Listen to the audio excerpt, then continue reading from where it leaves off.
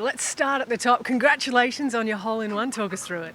Yeah, I got a lot of breaks out there today, including the hole-in-one. It was a 9-iron for me, and I didn't see it at all. And then Ollie, one of the caddies in our group, just turned and said, "That went in." We're like, "What, really?"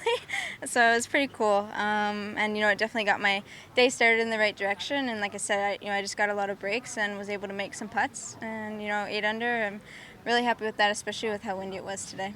Yeah, you ended up equaling the tournament record, so congratulations there. But when you have a hole-in-one early on, do you get the feeling that it's going to be a bit of a special day, or is it hard to settle yourself down? When I have a hole-in-one in past tournaments, it's been a really good thing. I've gone on to, play really well, so I was excited when it happened. And, at the next hole I did bogey. I think it was just kind of a bit of the adrenaline rush, but I was able to settle down and make lots of birdies. You certainly did. What's the key to breaking down this golf course? What have you learned in the first 2 rounds that'll help you going into the weekend? I really like this golf course, and I feel like it does suit my game really well. I think you really have to stay patient and pay attention to the wind conditions.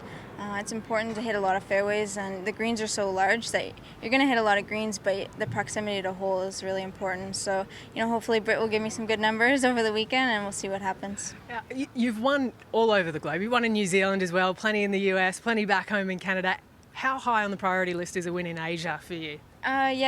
Coming over here, I was just thinking about that. It'd be really awesome to get a win over here in the Asian swing, and I feel like China's been really good to me. Last year I maybe didn't play as well, but when I played in Beijing, I finished, I think, top 3, and then when I played in Hainan Island, I finished top 6. So definitely some good vibes coming from here. Well, you're certainly knocking on the door. Again, congratulations today. Good job. Thank you. Something of a Chinese specialist then, Brooke Henderson, and what a wonderful smile. When you shoot 64, pretty easy to produce a smile like that. Let's look back on some of her day. I mentioned that hole-in-one at the second, then it was birdies at 4 and 5, and another one here at 8, and the day was looking exceptionally positive, but the front 9 wasn't finished yet. No, and it was a fantastic display of golf by the Canadian. She was voted Female Athlete of the Year in Canada last year, and for good reason.